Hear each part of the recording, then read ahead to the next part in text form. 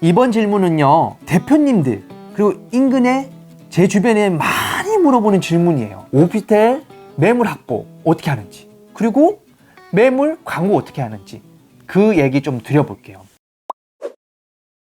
이거 조금 민감할 수 있어요. 그래도 대표님들한테 한번 알려드려 볼게요. 첫 번째는요, 시간이 많이 들여도 꼭 해야 될 게 있어요. 소유주 주소로 우편을 보내는 거예요. 편지 쓰는 거예요. 우리 부동산에서 이런 일을 합니다. 저 이런 사람입니다. 도 좋지만 그거보다 그 오피스텔을 소유하고 있는 사람들이 궁금해하는 거 있어요. 대표님들 오피스텔 갖고 있어요. 뭐 궁금해하실 것 같아요? 오피스텔 시세 궁금하죠? 그리고 지금 정책 엄청 바뀌잖아요. 부동산 정책. 그 정책에 따라 내가 갖고 있는 이 오피스텔 어떻게 해석해야 되는지, 그런 내용 말이에요. 소유주 주소로 그 소유주들이 궁금해할 거를 기준으로 해서 우편을 보내는 거예요. 그렇게 꾸준히 천천히 보내다면서 전화에 한 통씩 받으면서 매물 확보하는 거예요. 시간이 좀 걸려도 괜찮아요. 우편을 보내면 바로 답이 안 올 수도 있어요. 어떨 때는 2년 있다가 오는 경우도 있어요. 해외에 계시다가 집에 딱 오랜만에 갔는데 그 우편을 보고 전화 오신 분도 있었어요. 꾸준하게 시간을 갖고 하는 거예요. 근데 꼭 이런 사람들이 있어요. 아, 그거 말고 시간도 오래 걸리고, 그거 말고 지금 당장 매물하고 확보하고 싶다고. 메모하세요. 오늘 여기서만 잠깐 알려드릴게요. 첫 번째는 온하우스라는 사이트가 있어요. 와, 이런 것까지 다 얘기해도 되나 모르겠네. 온하우스라는 사이트가 있는데, 거기 들어가면 임대인들이 오피스텔 내놓거나 아니면 임차인이 내놓거나 하는 매물들을 전화번호나 호수까지 다 나와요. 그걸 꼭 활용하셨으면 좋겠고, 두 번째는 바로 매물 확보하고 싶으시다면서요. 다방이라는 어플에 직거래로 임대인이 내놓는 경우가 있어요. 거기에 연락하는 것도 바로 매물을 확보할 수 있는 것도 있어요. 오늘 다 풀어볼게요. 대표님도 피터팬 좋은 방 구하기라는 거 한번 들어보셨어요? 직거래 사이트예요. 직거래 해서 중개수를 좀 아껴보자고 해서 임차인들이 많이 올리는 것들이 있어요. 여기에 검색을 해보는 거예요. 관심 있는, 예를 들어 뭐 역 근처에 오피스텔이라고 하면 마포구청역 오피스텔 이렇게 검색해 보는 거예요. 아니면 뭐 이화여대 오피스텔, 대학교 근처 검색해 보는 거예요. 아니면 MBC 오피스텔, 직장군을 넣고 검색해 보는 거예요. 그렇게 검색해 보면 실제로 거기서 사정이 생겨가지고 갑자기 어디 다른 데로 발령을 받거나 해외로 교환 뭐 학생이 됐다거나 갑자기 사정에 의해서 방을 빨리 빼야 되는데 어떻게든 방을 빼보려고 노력하는 흔적하는 임차인들이 많이 올려놨어요. 그거를 연락해서 적극적으로 매물 확보하는 수단으로 쓰셔도 충분합니다. 대표님들, 오피스텔이나 오피스텔 짓는 데 가보면 이렇게 많이 올라가고 있죠. 오피스텔 이렇게 건물 올라가고 있는데 꼭 이런 걸 해요. 사전 점검을 해요. 오피스텔을 잘 지었는데 이 오피스텔을 분양을 받으신 분들한테 그 시공사에서 내가 오피스텔 잘 계약한 대로 잘 지어졌는지 와서 그 분양주분한테 확인하는 거를 사전 점검이라고 하거든요. 잘 지어졌는지 보는 거예요. 그때 가보면요, 그 앞에서 명함도 나눠주고 몇 호세요, 뭐 월세 놓으세요, 전세 놓으세요 하시는 분들이 있어요. 부동산 도우미라고 통상 얘기하는데 그런 분들이 있어요. 그분들한테 저희 부동산도 한번 의뢰해 보는 거예요. 그러면 자연스럽게 사전 점검 오셨던 분들 정보나 전세나 월세 매물을 확보할 수 있어요. 그것도 확보함으로써, 그러니까 공동중개가 아닌 단독중개를 할 수 있어요. 이렇게 오피스텔 매물 확보할 수 있는 팁을 좀 드렸습니다. 매물 확보는 이렇게 했어요. 어렵게 매물 확보했는데 그 다음에 이 오피스텔 중개 어떻게 해야 되는 건지 보는 거예요. 매물 그 광고하는 방법 얘기하기 전에 훨씬 중요한 게 있어요. 요즘 고객들이 부동산에 찾아오는 경로가 바뀌었어요. 잘 생각해 보세요.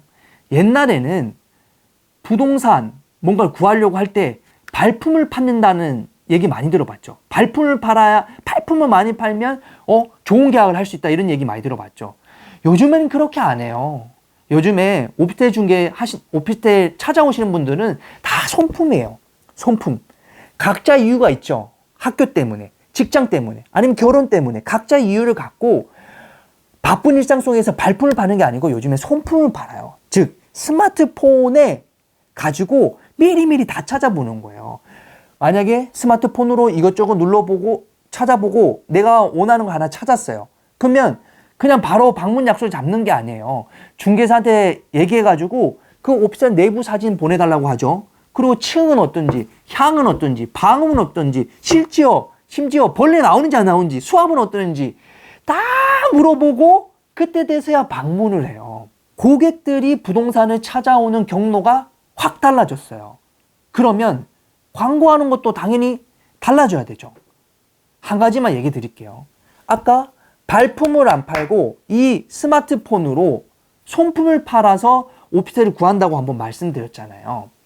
자, 대표님들, 오피스텔 광고할 때 우리 흔히 노트북이나 PC가 편하니까 광고를 넣을 때 그걸로 놓잖아요. PC 화면, 노트북 화면에 늘 확인하는 게 아니고 꼭 광고를 업로드하면 반드시 스마트폰을 확인하세요. 스마트폰을 봤을 때 매물 사진이 뽀샤시하게 잘 나왔네. 매물 설명도 띄어쓰기도 스마트폰에서 볼 때 띄어쓰기도 잘 돼 있고 한눈에 보기 좋게 됐네. 매물 광고할 때 꼭 이런 거 체크해 줘야 돼요. 오피스텔 매물 광고할 때 저는 이렇게 생각해요. 광고 채널이 진짜 많잖아요. 유튜브도 있고 블로그도 있고 또 네이버 부동산도 있고 직방도 있고 다방도 있고 뭐 진짜 다양하게 많잖아요. 제가 꼭 드리고 싶은 말은 이거예요. 선택과 집중을 좀 했으면 좋겠어요. 우리의 시간 그리고 돈, 자원도 한정적이에요. 시간도 많고 돈도 많고 하면 여기 저기 광고비를 집행해서 광고하면 좋죠. 근데 혼자 1인 부동산 하시는 분 입장에서 생각을 해보면 이거예요. 광고는 진짜 선택과 집중이 꼭 필요해요. 제가 권하고 드리고 싶은 거는 다른 거 다 생략하시고 네이버 부동산 있죠. 네이버 부동산 그리고 하나 더 나가서 오피스텔은 직방 있죠. 직방. 그 두 개의 광고에만 집중적으로 시간을 투자해서 광고하는 거를 꼭 좀 추천드리고 싶어요. 이것저것 하지 마시고 그것만으로도 만약에 네이버랑 직방 두 개를 정해야 된다면 네이버 부동산 하나만 거기 광고 올리는 거 익숙해지고 능수능란할 때까지 그 광고에 집중하는 거예요. 그거 얘기를 좀 드리고 싶고 매물 광고 할 때 한 가지 또 팁이 있어요. 주인분께서 임대인분께서 월세를 우리 부동산에 내놨어요. 한 예를 들어 봅시다. 1060에 내놨어요. 한 번 더 물어보는 거예요. 중개사 입장에서. 사모님, 사장님 혹시 2000에 55 아니면 3000에 50 뭐 이런 건 좀 어떠세요? 근데 그 임대인 괜찮대요. 그럼 우리 광고할 때 1000에 60만 넣는 게 아니에요. 1000에 60도 광고하고 2000에 55도 광고하고 3000에 50도 광고하는 거예요. 보세요. 매물은 한 개예요. 근데 고객들은 보세요. 사정에 따라 다 다른 거예요. 1000만 원 보증금 있는 사람이 있고 보증금 좀 올려서 월세 낮춘 거 있는 사람이 좋아할 수 있단 말이에요. 그러면 광고를 봤을 때는 이 상품이 3개가 되는 거예요. 즉 보증금을 다양하게 올리는 게 팁이에요. 자, 또 하나 더. 제일 싼 거 있죠. 제일 싼 매물을 위주로 광고를 하는 거예요. 보세요. 싼 게 비지떡이다. 싼 건 뭔가 다 이유가 있는 거예요. 예를 들어 오피스텔도 다른 거보다 월세가 5만 원이 더 싸게 나온 이유는 있어요. 남양인데 창밖은 다른 건물로 꽉 막혀 있어요. 라든지 아니면 연식이 좀 됐다든지. 사실 생각해 보세요. 이 중개사 생각이에요. 이 매물은 좀 연식도 좀 오래됐고 시야도 확보도 안 됐네. 이거 좀 이 매물 좀 그렇다. 근데 그 광고를 보는 사람은 공인중개사가 아니잖아요. 고객이잖아요. 고객은 생각해 보세요. 일단 싼 거부터, 일단 저렴한 거부터 가격을 생각하게 돼요. 물론 그 고객이 그 광고를 보고 그 매물이 마음에 안 들 수도 있어요. 왜냐? 싼 건 이유가 있으니까요. 하지만 그걸 기준으로 다른 매물을 보여드릴 수가 있어요. 시작부터 못하는 거예요. 예를 들어 고층에다가 남양에다가 뷰도 좋아요. 한강뷰래요. 근데 가격이 훨씬 비싸요. 그 광고를 집중적으로 넣는 것보다 한강도 안 보이고 건물도 꽉 막혀 있고 연식도 오래됐어요. 그 광고를 집중적으로 넣는 것보다 넣는 게 싼 매물을 넣는 게 훨씬 더 효과적이에요. 왜냐? 고객들은 싼 매물부터 클릭하고 문의를 하거든요. 그 집이 마음에 안 들 수도 있지만 그거를 계기로 우리는 중개를 시작할 수 있는 거예요. 자, 정리 좀 해볼게요. 오피스텔 효과적으로 매물 광고하는 방법. 첫 번째는 손님의 경로가 바뀌었다는 얘기를 좀 했어요. 손님의 경로. 발품이 아닌 손품. 그리고 광고를 넣을 때 꼭 스마트폰 화면에 최적화되도록 광고를 넣으시고요. 그 다음에 보증금을 다양하게 넣으라는 얘기를 좀 했어요.